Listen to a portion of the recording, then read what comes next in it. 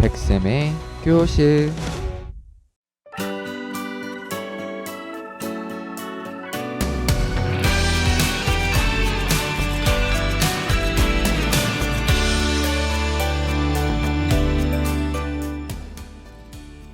여러분 안녕하세요.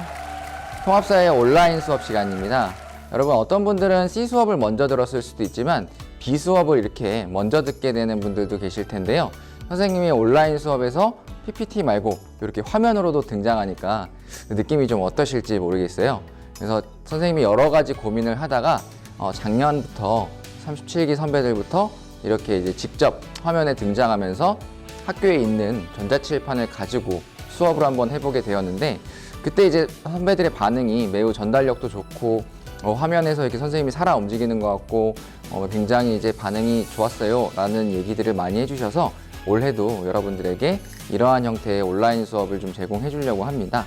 네, 저도 여러 가지 이제 카메라 앞에 서는 게 익숙하지도 않고 많이 좀 떨리긴 하는데, 그래도 이제 여러분들이 많이 이제 응원을 해준다라고 생각을 하고, 마치 여러분들이 지금 책상 앞에 앉아 있다라는 생각으로, 여러분들도 지금 실제 교실에 앉아 있다라는 느낌으로 좀 수업을 같이 들어주셨으면 정말 선생님이 힘이 나겠습니다. 자, 우리 그 통합사회 오프라인 수업으로 했었던 B 첫 번째 시간에는 그 인권 발달 과정에 대해서 설명을 하면서 이제 마그나 카르타, 그리고 3대 시민혁명의 시작이었던 청교도 혁명이라든지 명예혁명, 이런 것들을 이제 얘기했는데요. 청교도 혁명과 명예혁명은 이제 영국의 시민혁명이고 프랑스의 시민혁명도 있고, 그리고 오늘은 이 미국의 시민혁명, 이런 것도 한번 다뤄볼 예정입니다. 시간이 이제 러닝타임이 좀 길게 배정되어 있기 때문에 미국의 독립혁명도 다뤄보고 프랑스 혁명도 다뤄보고 이제 그럴 예정입니다. 자, 일단은 이제 미국부터 한번 볼 텐데요. 우리 교과서에는 109페이지에 버지니아 권리장전에 대한 이야기가 써져 있어요. 딱 요것만 알면 사실 그냥 단순적으로 이제 외우는 것밖에 안 되기 때문에 이러한 인권적인 사건 개념에 있어서 그 배경을 알고 넘어가는 게 중요합니다. 시험에 안 나오는 사진이나 그림 자료들이 상당히 많지만 그래도 여러분들 상식적으로, 역사적으로 알아두시면 굉장히 공부하는 데 도움은 되리라고 생각이 됩니다. 자, 이쪽 보시면 이제 이렇게 미국의 국기로 보이는 사진이 있죠. 근데 오늘날 이렇게 별이 50개 그려져 있는 미국의 성조기 느낌이랑은 좀 다르죠. 네, 별이 이렇게 많지 않은 것 같습니다. 한 13개 정도 되는 것 같은데, 요 국기가 당시에 어떤 상황을 의미했는지, 그리고 이 밑에 사람들이 총을 쏘고 있는데 어떤 사람들을 대상으로 총을 쐈는지, 이런 내용들을 간단하게 살펴보도록 하겠습니다. 일단 우리 교과서에는 미국 독립과 관련하여 버지니아 권리장전이라고 하는 문서에 대해서 설명이 되어 있습니다. 선생님과 함께 중요한 부분에다가 밑줄을 한번 쳐볼게요. 자, 여기 보시면 시민의 천부인권을 선언하며 생명, 자유, 재산권을 규정하였다. 그리고 최초로 행복추구권이라고 하는 권리를 주장하였다라고 되어 있는데요. 여기 보시면 이제 미국의 독립선언문이라고 하는 문서는 따로 있어요. 그 문서가 만들어지기 직전에 이 독립선언문에 영향을 준 문서로서 알려져 있고요. 특히 독립선언문이나 지금 현재 미국 헌법에는 반영되어 있지 않은 그 행복추구권을 최초로 규정했다라고 하는 점에서 굉장한 큰 의미가 있다라고 볼 수 있겠습니다. 자, 그러면 이제 미국의 발견과 미국의 역사, 그리고 독립까지의 그런 이야기들을 한번 들어보도록 하죠. 자, 일단 미국이라고 하는 대륙은, 아메리카라고 하는 대륙은 옛날부터 존재했었습니다. 그래서 신대륙을 발명했다라고 하지 않고 발견했다라고 서술이 되어 있는데, 처음에 이제 신대륙을 발견했던 사람은 다름 아닌 이제 콜럼부스라고 하는 사람입니다. 스페인의 유명한 탐험가라고 하고요. 이탈리아 출신의 스페인 탐험가, 이렇게 알려져 있죠. 그래서 스페인 왕의 그 지원을 받아서 그 돈을 가지고 선원들을 이제 데리고 신대륙을 찾아서 갔다고 합니다. 하지만 이제 그가 목표했던 곳은 마르코 폴로의 동방견문록에 서술되어 있는 인도라고 하는 곳이었습니다. 사실 이 아메리카 대륙이 있을 거라고는 상상도 못했고요. 그리고 그가 이제 이 신대륙에 닿았을 때도 평생 죽을 때까지 이곳을 인도라고 여겼다고 합니다. 그래서 이 현지의 원주민도 살았겠죠. 그 원주민에게도 인도 사람이라고 하는 뜻의 인디언이라고 하는 말을 붙였다고 하죠. 그래서 여기 있는 이 그림에 나와 있는 원주민이 이렇게 이야기를 합니다. 인도 아니야. 이렇게. 인도가 아니라 아메리카 대륙이었다라고 하는 건데요. 이 아메리카 대륙이라고 하는 이름은 사실 콜럼버스 이후에 만들어지게 됩니다. 뭐 예를 들면 이제 뭐 콜럼버스 뭐 대륙 이런 식으로 붙일 수도 있는 거잖아요. 뭐 발견한 사람의 이름을 땄다거나 유래됐던 이름을 땄다거나 이렇게 할 수 있는데 지금 우리가 익히 알고 있는 이 아메리카라고 하는 이름은 아이러니하게도 콜럼버스가 이제 이 인도라고 믿는 땅을 발견한 이후에 아메리고 베스푸치라고 하는 다른 탐험가에 의해서 발견하게 됩니다. 콜럼버스를 도와서 이 항해 작업을 뭐 배를 만들기도 했고 실제로 뭐 항해도 나갔던 탐험가라고 하는데요.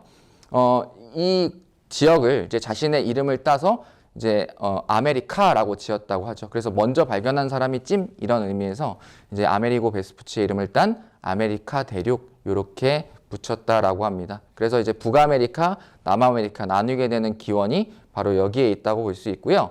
콜럼버스와 아메리고 베스푸치의 신대륙 발견 이후에 사실 이 지역은 뭐 한동안 뭐 사람이 이제 유럽 사람들이 이주하고 그런 땅은 아니었었습니다. 언제부터 본격적인 이제 유럽인들의 이주가 있었냐면 바로 이 대항해 시대 이 이후의 일이죠.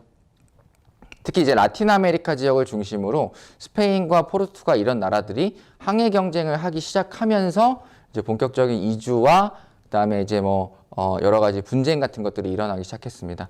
제러드 다이아몬드의 유명한 책인 총균세에는 이제 유럽 사람들이 특히 이제 거대한 아메리카 대륙을 어떻게 이제 적은 병력으로 점령할 수 있었는지, 그리고 뭐 이제 잉카 제국이라고 하는 거대한 제국이 뭐 한 500명 정도에 되는 이제 병력들한테 어떻게 이렇게 무너질 수 있었는지 이런 것들이 좀 잔인하다시피 서술되어 있는데요.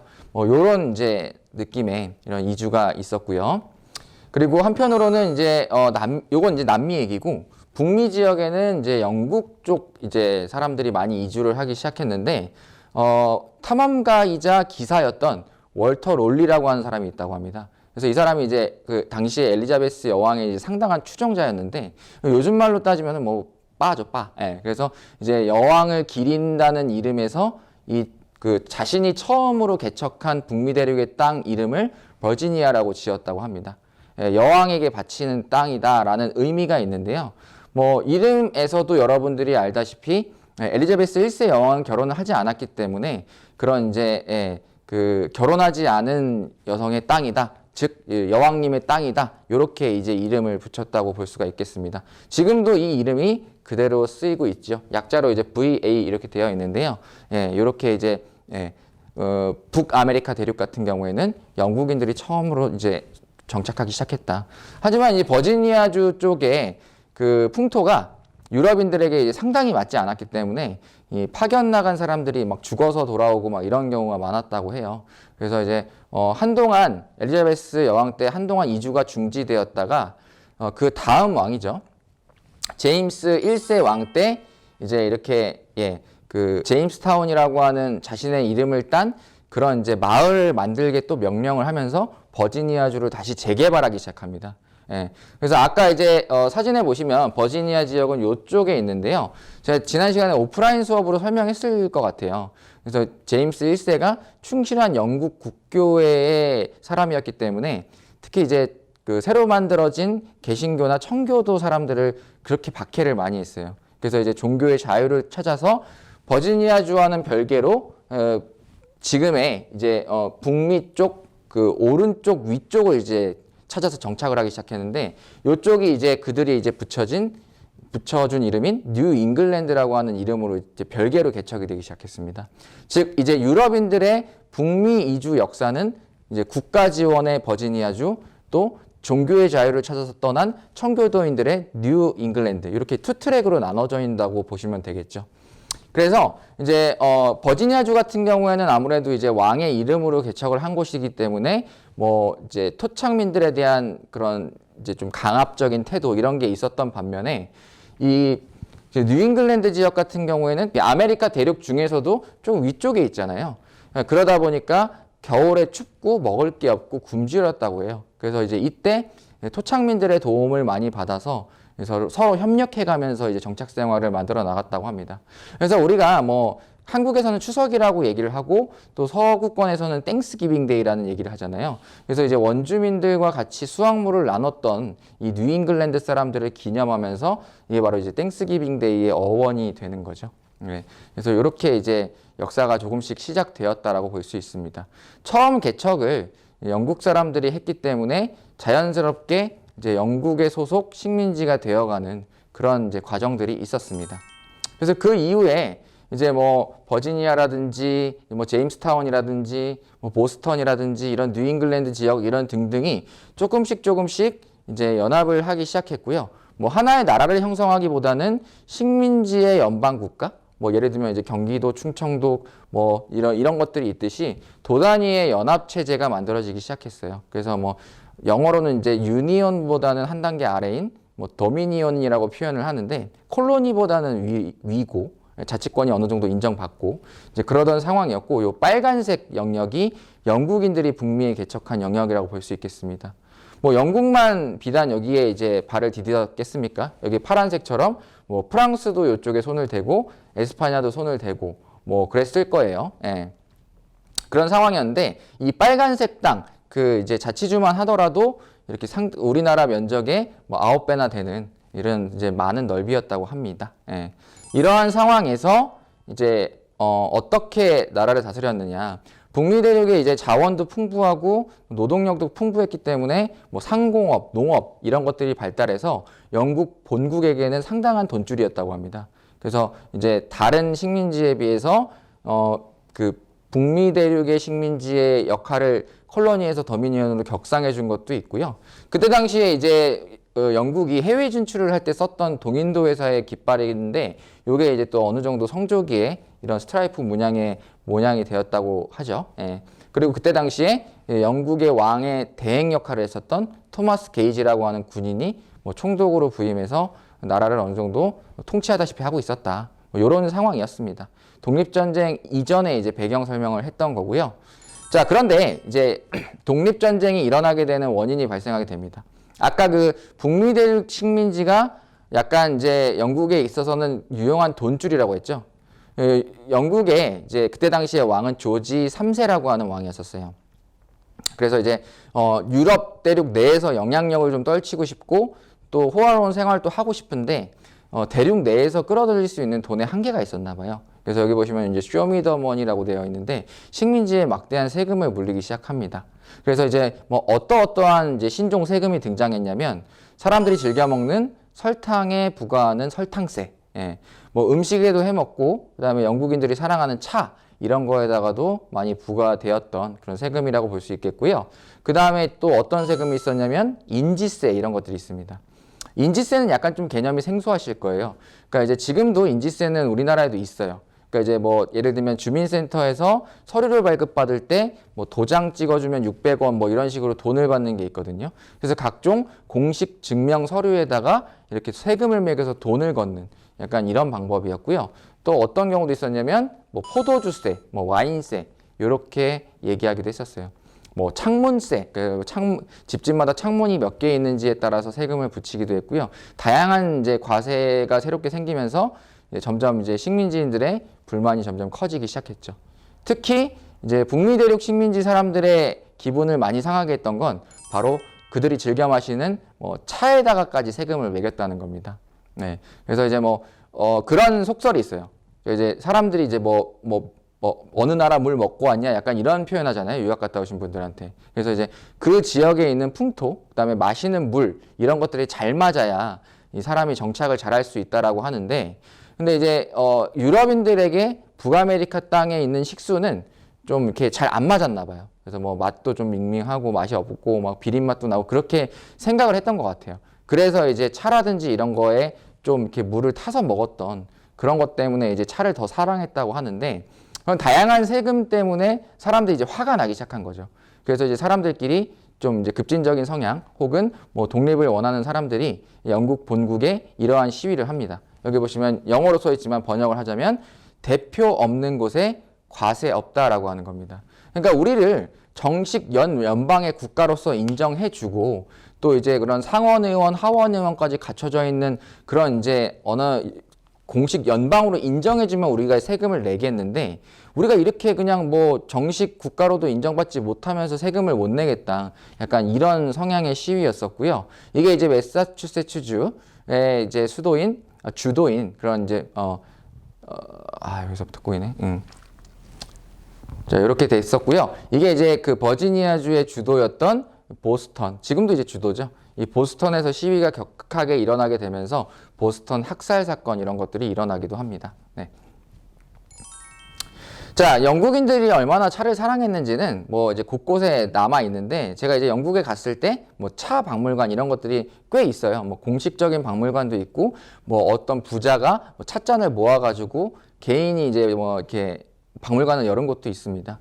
그래서 이런 거 보시면 이제 차에 대한 유럽인들이 얼마나 사랑이 있었는지를 볼 수가 있고요. 유럽에서 이주해 온 백인들도 뭐 마찬가지였었겠죠. 예. 그리고 이제 차에다가 세금을 많이 매기기 시작하니까 북미 대륙 식민지인들이 대안으로 많이 찾았던 게 커피라고요. 원래 그 커피는 뭐 이탈리아나 약간 뭐 스페인이나 약간 이런 지역에서 좀 에스프레소 형태, 그러니까 커피콩을 원액으로 이제 추출하는 형태를 많이 마셨었는데 특히 그 북아메리카로 이주한 식민지인들이 커피를 잘 못 마셨대요. 여기다가 이제 물을 타서 먹었던 게 아메리카노. 그리고 이제 뭐 네덜란드 사람들 같은 경우에는 이걸 이제 찬물로 이게 조금씩 내려서 묽게 만들었던 거, 이런 걸 이제 더치 커피라고 하는데, 이런 걸 이제 더 많이 즐겨 찾으면서 찻세를 피해가기도 했었다는 그런 속설이 있습니다. 어쨌건 간에 이제 이런 이제 찻세까지 물리게 됐다는 건 사람들을 굉장히 화나게 했고, 요거는 조금 이제 역사적인 오해도 있었고, 요건 이제 뭐 과실도 있었다고 보여지는데, 식민지인들이 모두가 다 독립을 원했던 건 아니었어요. 이때까지만 해도. 그냥 이제 세금 물리기로 했던 걸 좀 걷어달라, 뭐 요런 요청을 했을 뿐인데, 이제 그 중에는 뭐 급진적인 사람들도 있었겠죠. 그래서 이제 급진적인 사람들이 이제 북아메리카 원주민, 그러니까 우리가 인디언이라고 얘기하는 그런 사람들의 분장을 하고 이제 그 동인도에서 상선에 있는 찻잎을 버리는 그런 시위를 했던 거죠. 이걸 우리가 보스턴 차 사건이라고 부르고요. 이걸 이제 원어로는 보스턴 티파티라고 하는데, 파티는 원래 기분 좋은 행사 아닙니까? 그런데 이제 이거를 이제 약간 비꼬는 말로 약간 이제 반어법적으로 파티라고 부르는 것 같아요. 그래서 보스턴 티파티라고 부르는 사건이 일어나게 됩니다. 이러면서 이제 영국의 본국 입장은 엄청나게 더 단호해지게 되었고, 여러 가지 또 이제 후폭풍이 몰아닥치게 되죠. 그래서 이제 찻잎이 그때 당시에는 나무 상자에 담겨서 수출 수입이 되었는데, 막 이렇게 던지던 그런 찻잎을 이렇게 이게 웬일이야 하면서 공짜로 이제 바닷물에 뛰어들어가서 건지던 사람들도 있었다고 하고요. 그리고 지금 이제 보스턴의 티파티 박물관이라고 하는 게 지금도 있는데, 여기서 건져 올린 상자가 몇 개 잘 보존되어 있다라고 합니다. 이런 사건이 있었어요. 얼마 전에 이제 그 여성 이제 월드컵, 이런 이제 축구 월드컵 같은 게 있었나 봐요. 그럴 때 이제 그 미국 대표팀이 이제 잉글랜드 대표팀에게 뭐 골을 넣고 이제 약간 상대방을 자극하는 세레머니로 이렇게 이제 차를 마시는 세레머니를 했는데, 이거 봐라, 너희는 우리한테 안 된다, 너희 예전에 보스턴 차 사건 있었던 것처럼 우리에게 한번 당했다, 약간 이런 제스처라고도 해요. 그래서 지금도 굉장히 이 부분은 역사적으로도 민감한 사안이기 때문에, 그래서 뭐 이렇게 서로 건드리지 않는 영역이라고도 하죠.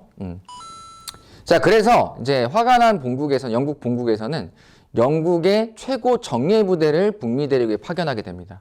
그 정예 부대의 이름이 바로 레드코트 머스킷 총병이었는데요. 뭐 줄여서 뭐 레드코트라고도 하고요. 이 머스킷이라고 하는 총을 쐈기 때문에 머스킷 총병이라고 불렀다는 겁니다.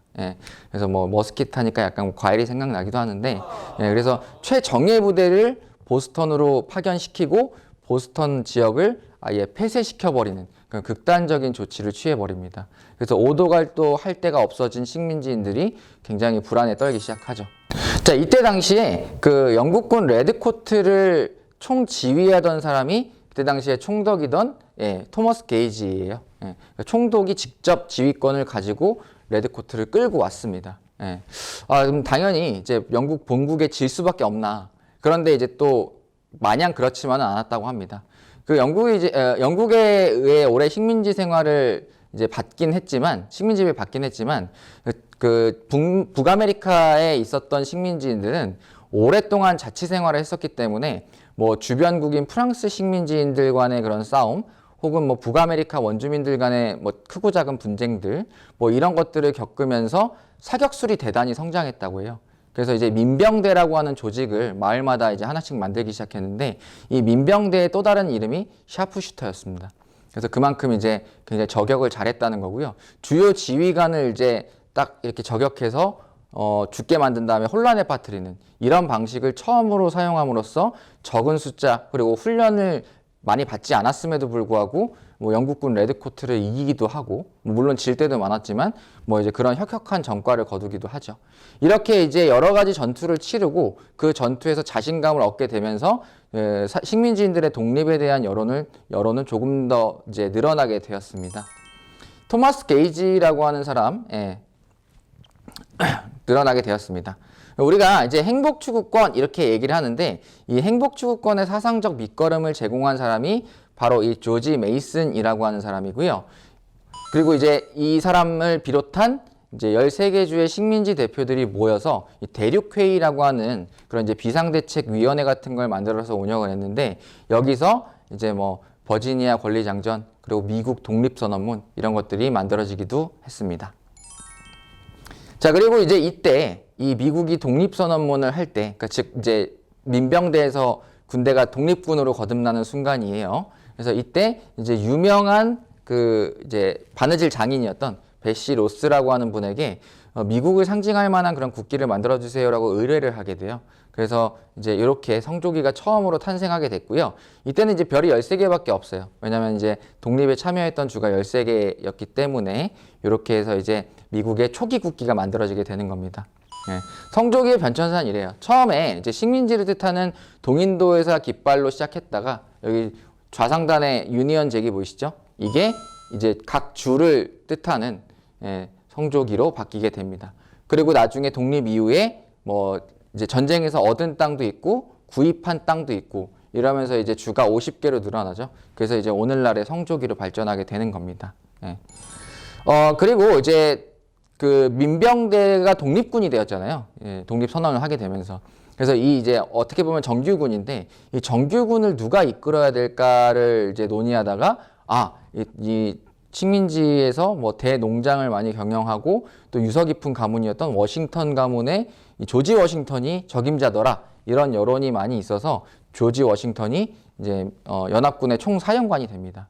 이게 어떻게 보면 이제 전쟁에 이기면 영웅이 되지만 전쟁에서 지면은 영모죄로 참수당할 굉장히 위험한 자리예요.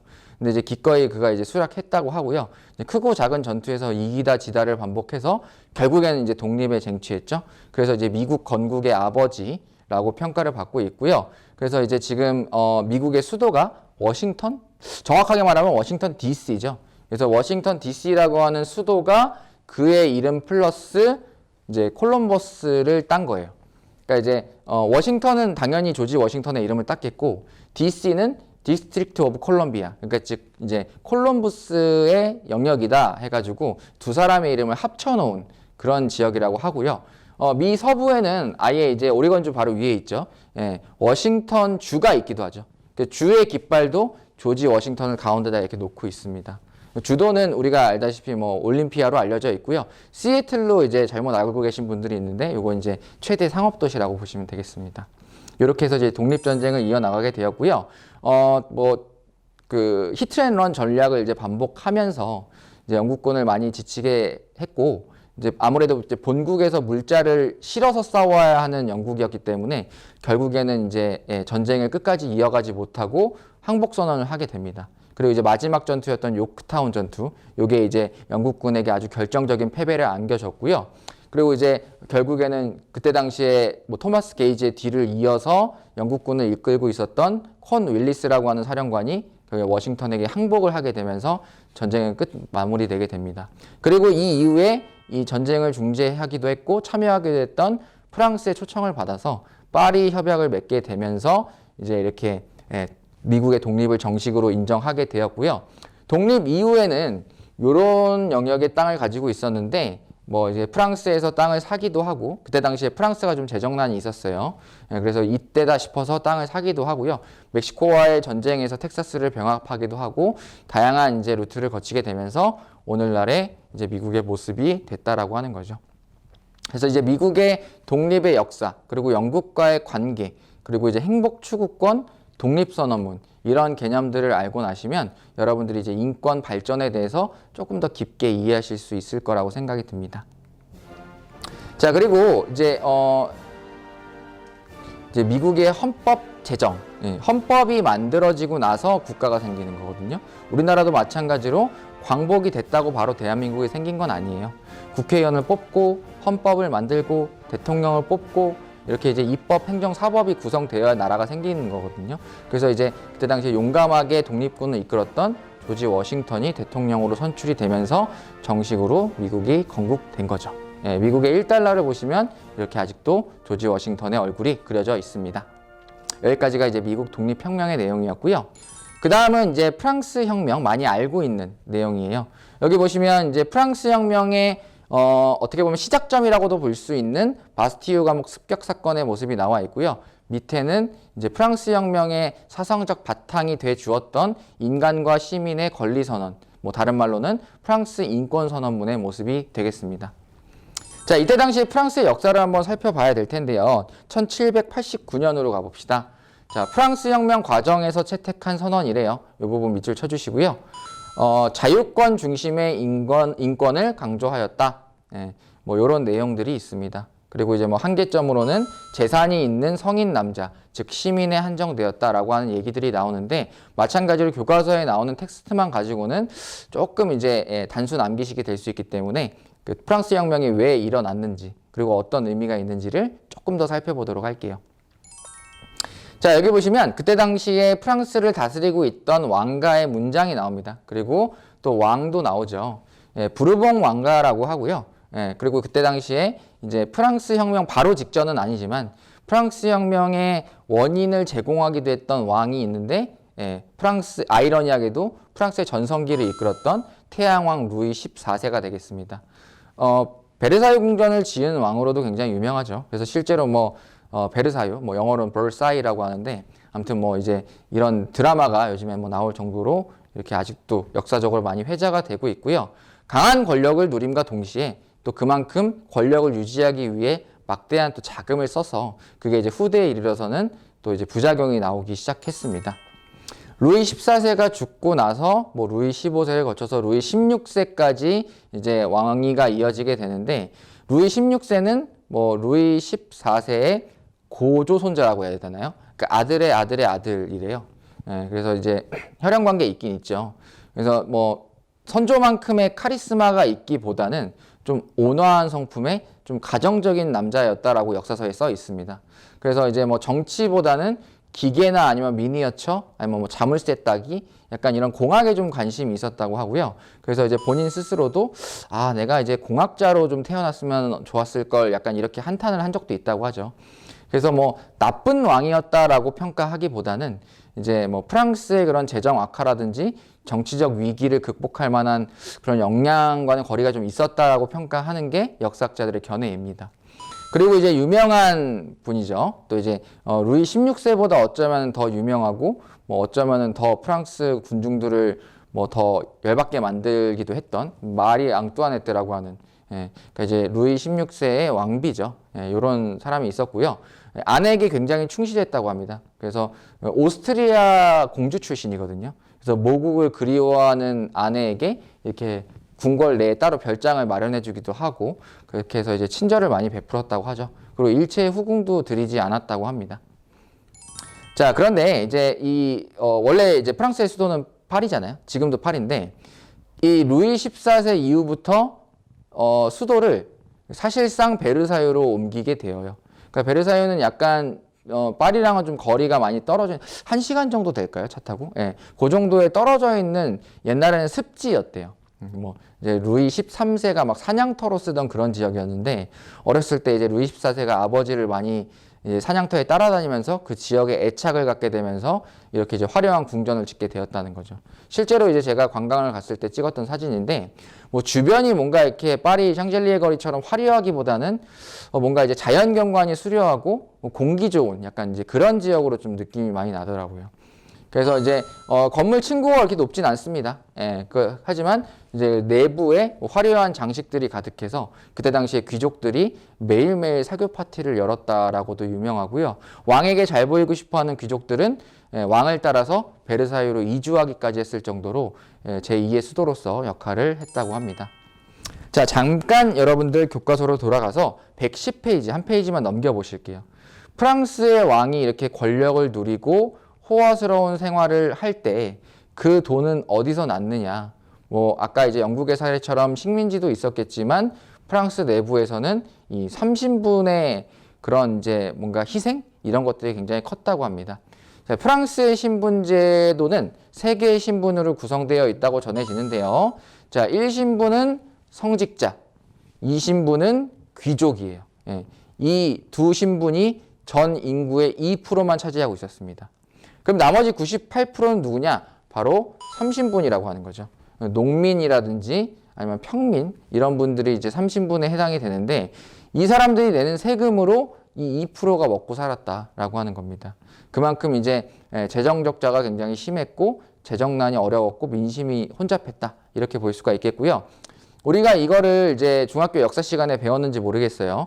구제도의 모순 혹은 구체제의 모순이라고 해서 프랑스어로 앙시앙 레짐이라고 불렀다고 하죠. 예. 그래서 뭐 앙시앙 레짐의 모순 정확하게 표현하면 그겁니다. 앙시앙은 이제 영어로 이제 에인션트고요. 레짐이라고 하는 건 이제 제도라고 하는 뜻이라고 합니다. 그러니까 오래된 제도의 모순. 이 제도가 굉장히 모순적이었다. 예. 다수의 98%가 소수의 2%를 위해서 이제 희생해야 되는 이런 구조를 얘기한 거죠. 그래서 이제 사람들 사이에서 우리가 왜 이렇게 살아야 되지? 라고 하는 이야기들이 조금씩 확장되기 시작해요. 제가 지난번에 이제 사회계약론자들 잠깐 이제 설명을 해드렸는데, 사회계약론도 이 계몽사상의 한 갈래이기도 해요. 근데 이제 계몽사상이 조금 더 넓은 범위예요. 왜냐하면 정치, 뭐 사회, 과학 전반에 일어난 분야이기 때문에. 뭐 유명한 학자들이 있습니다. 뭐 볼테르, 디드로, 루소, 몽테스키에 이런 사람들이 있는데요. 이런 사람들이 이제 카페, 살롱 이런 데 모여가지고 정치에 대해서 토론하고 프랑스의 미래에 대해서 토론했다라고 하는 거예요. 그래서 우리가 이제 뭐 무슨 살롱 하면은 약간 뭐 술집이라든지 이야기를 나누는 곳으로 알고 있는데 원래 맞아요. 그런데 이때 당시에는 뭔가 이렇게 나라의 불만을 표시하고 새로운 체제를 꿈꾸고 또 이 계몽이라고 하는 게 지난번에 그렇게 설명드렸죠. 이 절대왕정이라고 하는 건 사실 이 시민들 너희들이 만들어준 거야. 국민들이 만들어준 거야. 라고 하는 그런 이제 무지에서 일깨워주는 사상이라고 했죠. 그래서 이제 국가 권력은 어디로부터 나오는가 약간 이런 이야기를 했던 그런 장소라고 하죠. 그래서 민중들 사이에서 새로운 체제, 그다음에 이제 사람들의 인권에 대한 그런 갈망이 좀 커져가던 그런 시기이기도 했었습니다. 그런데 이제 돈이 많은 평민들 이런 사람들이 있었어요. 나는 이제 일반 평민이랑은 달라. 그러니까 이제 좀 귀족들이 귀찮아하는 일 같은 거 있잖아요. 뭐 법률이라든지 의술이라든지 기술 이런 것들. 그러면서 이제 평민이면서 재산을 많이 모으는 사람들이 있었는데 노는 귀족들이 여전히 정치 권력을 갖고 있는 거예요. 뭐 우리는 좀 그래도 많이 배우고 가진 게 많으니까 그래도 우리만이라도 좀 정치에 참여할 수 없을까? 이렇게 생각하는 사람들도 많아졌어요. 우리가 이런 사람들을 뭐라고 부르냐면 부르주아라고 불렀습니다. 부르주아는 그 독일어의 부르그, 예. 그러니까 이제 성 안 사람을 의미하는 건데, 이제 옛날에 이제 그 권력이 있는 사람들은 이제 성 안쪽에서 보호를 받으며 살았고, 이제 그렇지 못한 사람들은 성 바깥에 있는 필드에서 살았다. 뭐 약간 이런 데서 어원을 가지고 왔는데, 이제 부르주아 계층이 공식적으로 우리도 귀족이나 성직자처럼 정치에 참여하고 싶다. 약간 이런 정치에 참여에 대한 갈망도 좀 있었고요. 예. 그래서 이제 이런 상황에서 뭐 종교적인 갈등 이런 것도 있었습니다. 뭐 이제 예를 들면 이제 루이 14세 때 일이었는데 상공업자로 구성되어 있는 청교도 이런 사람들을 프랑스에서 위그노라고 불렀는데 이렇게 이제 이들 쫓아내면서 국가 재정이 더욱더 악화되는 사건도 있었고요. 그리고 이제 독립전쟁에서 미국의 독립전쟁 그러니까 이제 영국과의 라이벌 의식이 조금 있었거든요. 프랑스가 지금도 물론 있지만 본국과는 사실 큰 관계가 없음에도 불구하고 이제 영국에게 한 방 크게 먹이고 싶다. 미국이 이기면 왠지 우리가 정신 승리할 것 같다. 이렇게 이제 또 미국 독립전쟁에 막대한 자금을 지원해주면서 약간 이렇게 또 프랑스의 재정 적자가 심해지기도 해요. 네, 그러면서 이제 귀족과 왕족들의 사치는 계속됐고요. 결국에는 참다가 민중들이 들고 일어나게 됩니다. 그게 바로 이제 프랑스 혁명이고 그 시작점이 된 사건이 바로 이제 바스티유 감옥 습격 사건이죠. 사실 이제 바스티유 감옥은 이제 이전에 이제 정치범들을 다루던 굉장히 무서운 지역이었다라고 하는데 그때 당시에는 정치범들이 그렇게 많이 수용돼 있진 않았대요. 근데 이 장소가 주는 상징적인 의미가 굉장히 컸기 때문에 여기를 무너뜨리면 이제 왕족이 놀랄 것이다. 이렇게 이제 판단을 했던 거겠죠. 그러면서 이제 베르사유로 직접 거리 행진을 하기도 하고요. 부녀자들이. 그러면서 이제 왕을 이제 강제로 파리를 압송하기도 하고 여러 가지 사건들이 일어나죠. 네. 그래서 이제 이 바스티유 감옥 습격 사건이 일어난 날짜가 7월 4일이거든요. 그래서 지금도 매년 이제 프랑스에서는 특히 파리를 중심으로 이제 혁명 기념일, 독립 기념일이라고 해서 약간 이제 개선문 쪽에 퍼레이드도 하기도 하고요. 에펠탑 주변에 이렇게 조명을 비추기도 하고. 그래서 국가 기념일로서 아직도 이제 기념을 하고 있다고 합니다. 자, 여기 보시면은 이제 이게 이제 봉건 제도예요. 이제 구 제도라고도 할 수 있고요. 이제 신분 제도라고 할 수도 있겠죠. 그래서 이제 그때 당시에 재헌국민의회라고 하는 혁명 본부 같은 게 있었는데 거기서 결국엔 그동안에 이제 프랑스 신분제 다 없애겠다. 모두 다 똑같은 평민이다. 이런 선언을 하고요. 그리고 이를 바탕으로 유명한 문서, 인간과 시민의 권리 선언을 만들게 됩니다. 지금 알려져 있는 이 천사들이 등장하는 이 완성본은 사실 혁명 이후에 후대에 조금씩 손본 이제 수정 버전이라고 하고요. 처음에 종이에 썼던 이 초안에는 인간과 시민 할 때 그 인간이 이제 그러니까 옴무라고 할 때 이제 그렇대요. 이제 제가 불어 선생님께서 자문을 구해봤는데 여기서 지금 소문자 옴무로 써져 있죠. 이건 이제 남자 사람만 의미하는 거라고 합니다. 예. 그런데 여기 보시면 후대에 이제 대문자 H로 바뀌었거든요. 이러면 이제 휴먼 비잉의 의미가 있대요. 그래서 이제 여성을 포함한 이렇게 전 국민 약간 이렇게 표현이 되는데 결국에는 여기서도 프랑스 혁명의 한계점 이런 게 드러나죠. 재산이 있는 성인 남자에게만 결국엔 인권의 대상을 줬던 게 아니냐. 약간 이런 비판도 당시에 있었다고 하는 거죠. 결국엔 이제 혁명이 계속 진행되게 되면서 이제 왕과 왕비가 처형을 당하게 되고요. 사실 이게 이제 그 처형을 좀 빠르게 하기 위한 개량된 단두대거든요. 루이 16세가 실제로 이 단두대를 개발한 길로틴 박사에게 이렇게 조언을 했대요. 이 날이 수평인데 우리 지금 커터컬 모양 있잖아요. 이렇게 사선으로 하면 조금 더 사람이 고통 없이 죽을 수 있지 않을까? 근데 자기가 여기에 올라갈 줄 몰랐던 건데 그도 여기에서 이제 3초 만에 죽었고 이걸 초안으로 만들었던 길로틴 박사도 여기서 죽었다라는 이야기가 있습니다. 그래서 이제 마리 앙뚜아네트도 죽고 또 이제 그 둘의 아들이었던 이제 명목적이지만 루이 17세는 이제 정상적인 이제 왕위를 누려보지도 못하고 감옥에서 이제 간수에게 학대를 받으면서 이제 이렇게 굶어 죽었다라는 이야기가 있습니다. 예. 자, 그 이후에도 사실 혁명의 불씨라든지 이런 것들은 마무리가 되지 않았는데 혼란기가 계속됩니다. 그러면서 이제 혁명 세력 내부에서도 이렇게 그래도 이제 왕정은 유지해야 되지 않겠느냐. 약간 이제 영국의 명예혁명 스타일로 가보는 게 어때? 왕은 두고 이제 의회를 만드는 거야. 약간 이런 것도 있었고요. 아니야, 왕이 없어져야 우리의 혁명이 성공돼. 약간 이렇게 급진 세력들이 있었는데 그때 당시에 이제 프랑스 혁명의 급진 세력들을 자코뱅 그리고 그 중에서도 산악파라고 해서 이제 몽테뉴파라고 하는데 그 대표적인 인물들입니다. 이제 유명한 로베스피에르가 있고요. 그다음에 이제 조르주 당통 이제 언론 역할을 좀 했었죠. 대변인 역할. 그다음에 장폴 마라 이 사람도 이제 언론인 출신인데 이 사람이 이제 하층민 생활을 많이 해서 하수구에 오래 살았대요. 그래서 이제 피부병이 되게 많아서 이제 하루에 몇 시간씩 이제 그런 반신욕을 하지 않으면 피부병이 이제 계속 악화되는 그런 병이 있었다고 합니다. 그래서 결국에는 이제 반대파에게 암살당했는데 그러면 그때도 이제 욕조에 몸이 담겨져 있는 채로 죽었다라고 하죠. 그래서 이 마라의 죽음이라고 하는 이 명화는 굉장히 유명한 일화가 있습니다. 자, 이렇게 되어 있고요. 이제 프랑스 혁명의 이야기를 막 끝까지 하려면은 사실 뭐 나폴레옹도 등장하고 막 전쟁도 나오기 때문에 다 다뤄드리기는 좀 어렵습니다. 제가 마무리하는 의미에서 이제 이 자료를 가져왔는데, 우리가 이제 외젠 들라크루아의 뭐 민중을 이끄는 자유의 여신이라고 하는 유명한 그림이죠. 제가 루브르 관광 갔을 때 찍은 건데, 이게 이제 뭐 콜드플레이 앨범의 커버로도 쓰이면서 여러 가지 이제 뭐 이제 많이 유명해진 그런 그림이기도 해요. 근데 이게 프랑스 혁명과 직접적인 관련이 있는 그림이냐라고 물어보신다면 대답은 이제 NO라고 볼 수 있겠습니다.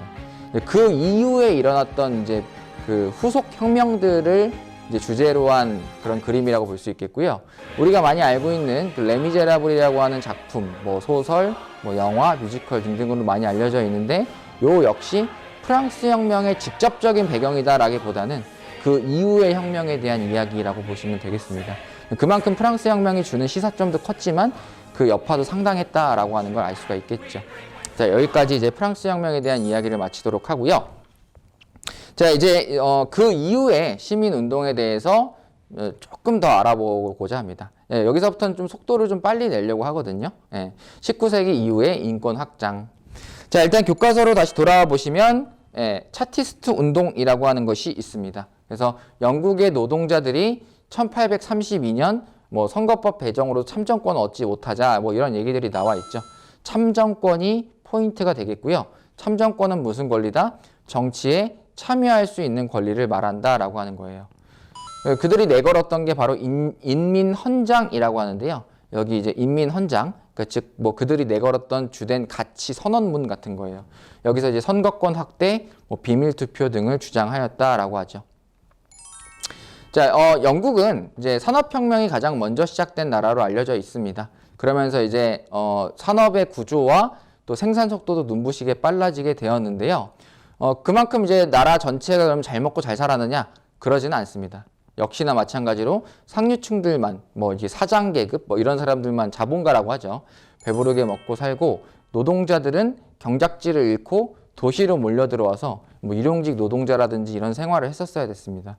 지금이야 뭐 우리나라에서 뭐 주 몇 시간 근로제 이런 것들이 있지만, 그때는 이제 그런 것도 없어가지고 잠을 자지 않으려고 이렇게 밧줄에다가 목을 매가면서 일을 하는 뭐 그런 사람들이 있고요. 뭐 잠을 잘 곳이 없어서 뭐 이렇게 됐다는 얘기도 있어요. 그리고 뭐 이제 이 사람들 많은 노동자들이 머물 숙소가 없어가지고 이런 이제 의자라든지 관에서 이제 잠을 자야 됐던 그런 열악한 상황들. 그리고 이제 뭐 아동과 여성들도 인권을 보장받지 못하고 노동을 착취당하는 이런 이제 암울한 상황이 있었다고 합니다. 그래서 이제 우리가 많이 알고 있는 그런 이제 뭐 이야기들이 있었겠지만, 이게 바로 이제 영국 인구 그때 당시 5분의 4의 삶이라고 합니다. 또 올리브 트위스트라고 하는 문학 작품이 있는데, 여기서도 이제 아동 노동의 현실 뭐 이런 것들이 좀 가슴 아프게 드러나기도 하죠.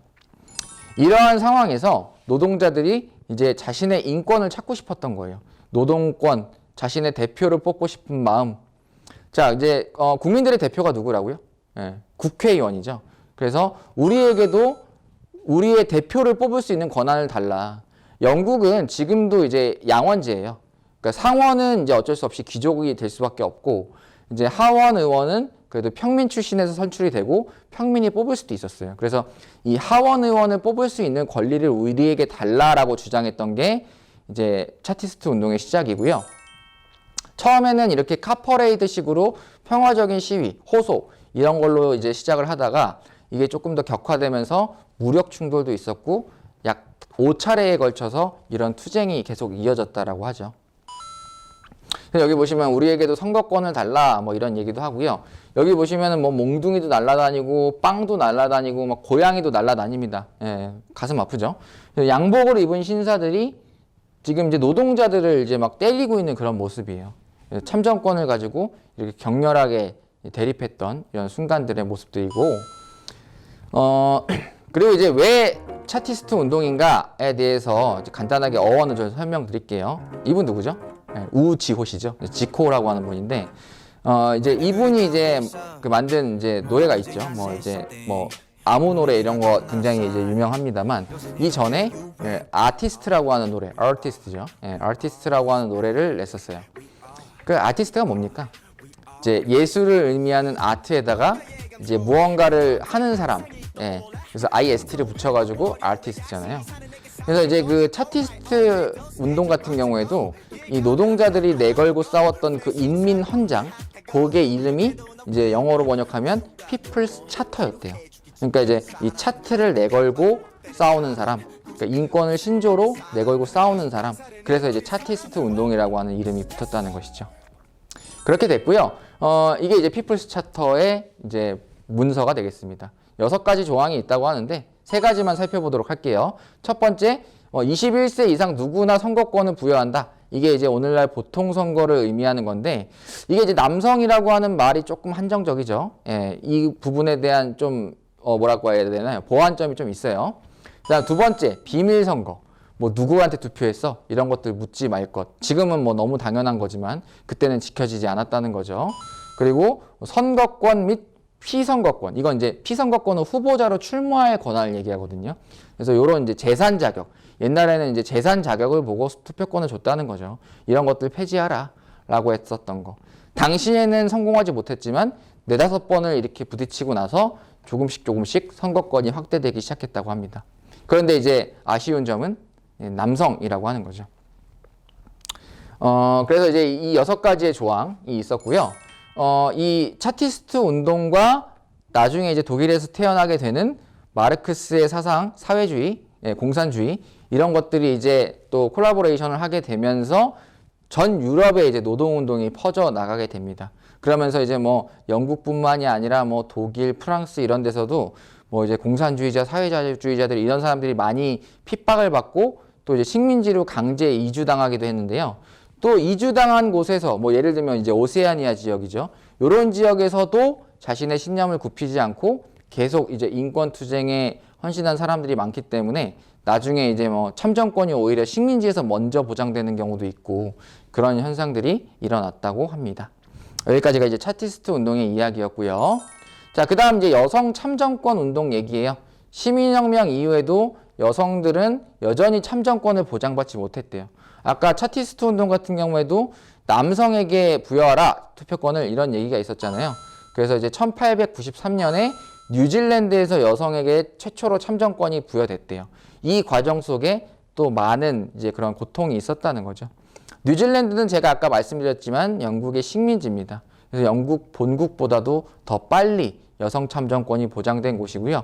예, 그래서 해외로 막 강제 이주돼서도 그렇게 이제 인권을 위해서 싸웠던 사람들이 이제 이렇게 이제 빛을 보는 순간들이 있었다는 겁니다.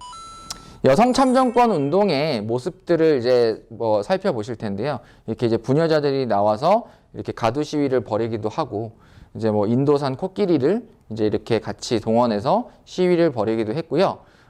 이런 이제 평화적인 시위들도 있었지만, 그런 것들이 잘 받아들여지지 않자 이제 뭐 기습 시위 이런 걸 진행하기도 했는데, 유명한 게 이제 에밀리 데이비슨이라고 하는 여성 인권 운동가의 그 경마장 투신 사건입니다. 영화 이제 그 서프러제트에서도 잘 나와 있는데, 에밀리 데이비슨이라고 하는 사람이 이제 왕이 지켜보고 있는 경마 경주에 뛰어드는 거예요. 우리에게도 선거권을 달라 하면서. 그러면서 이제 기수랑 부닥치게 됩니다. 이 사건이 이제 전 세계로 알려지게 되었고, 이러면서 이제 여성 참정권 운동의 이제 불씨가 더욱더 당겨지게 되죠. 예. 자, 이렇게 이제 여성 참정권 운동 알아봤고요. 그리고 1919년 바이마르 헌법을 한번 알아보겠습니다.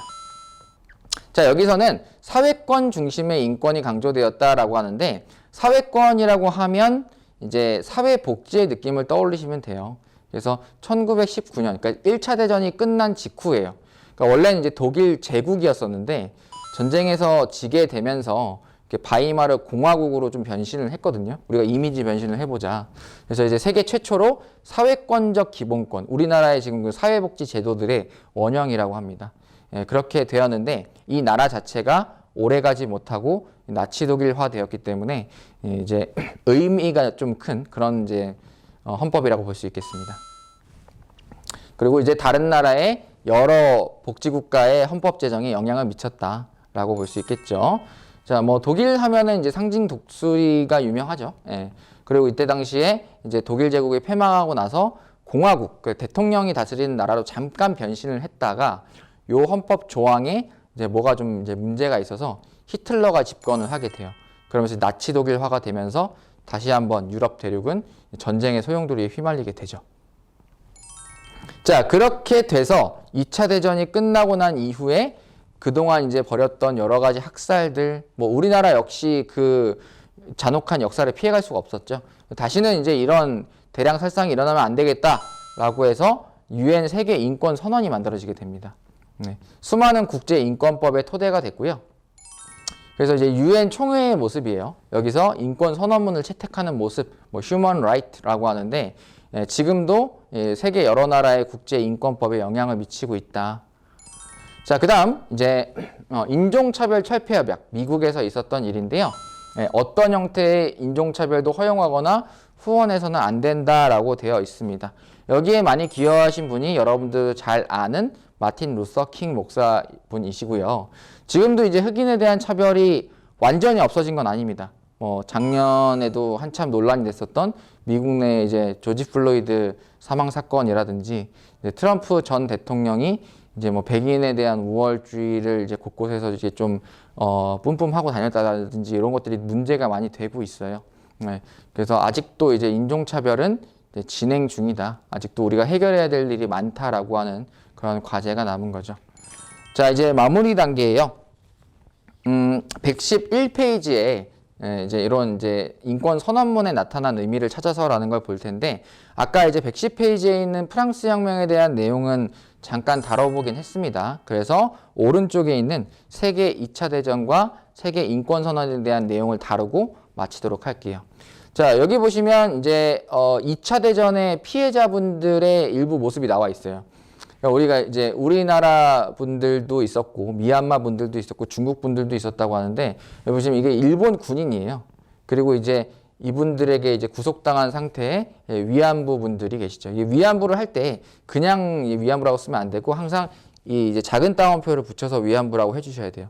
왜냐하면 이 위안부라고 하는 게 뭐라고 해야 되나, 누구를 위로하기 위한 뜻이에요. 만약에 그냥 써버리면 그때 당시에 일본군을 위로하기 위했다라고 되어버리기 때문에 그러면 이제 안 되는 거고, 이제 고유명사로서 이렇게 써주라는 거죠.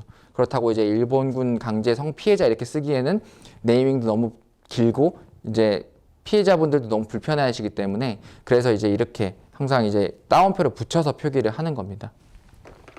그리고 이제 오른쪽에 보시면 나치의 유태인 학살 문제, 이런 것들은 사실 뭐 여러 작품에서도 많이 드러나 있죠. 그래서 다시는 이런 일이 없어야 되겠다라고 하는 의미에서 유엔에서 세계 인권 선언을 만들었고요. 여기 조항들에게는 뭐 사회복지, 뭐 교육 이런 내용들도 담겨 있다고 합니다. 자, 인권 확장의 역사, 그러니까 인간의 역사는 인권 확장의 역사라고도 할 수 있다라고 이제 교과서 본문에서 나와 있었잖아요. 그러다 보니까 제가 좀 사족이 길었을 수도 있을 것 같아요. 하지만 그 배경에 대해서 정확하게 이해를 하고 공부하면 이제 쏙쏙 머리에 들어오지 않을까라는 생각에서 제가 좀 말을 길게 해봤습니다. 이제 이 시간 이후부터는 조금 그래도 핵심만 쪽쪽 밑줄 쳐줘가면서 강의를 할 텐데, 저는 개인적으로 이제 사회에 뭐 외울 거 많지만 암기를 꼭 해야 된다는 생각은 좀 안 해요. 그러니까 이제 스토리텔링 하듯이 기억하면서 읽는 약간 그런 또 재미가 있는 게 또 사회라고 생각을 하거든요. 그래서 여러분들 이번 강의가 조금 이제 버거웠을 수도 있고 힘들었을 수도 있는데, 아무튼 여러분들 고생 많으셨고, 여러분들 한 걸음 한 걸음 오늘 더 그리고 내일 더 행복해지고 있다라고 믿습니다.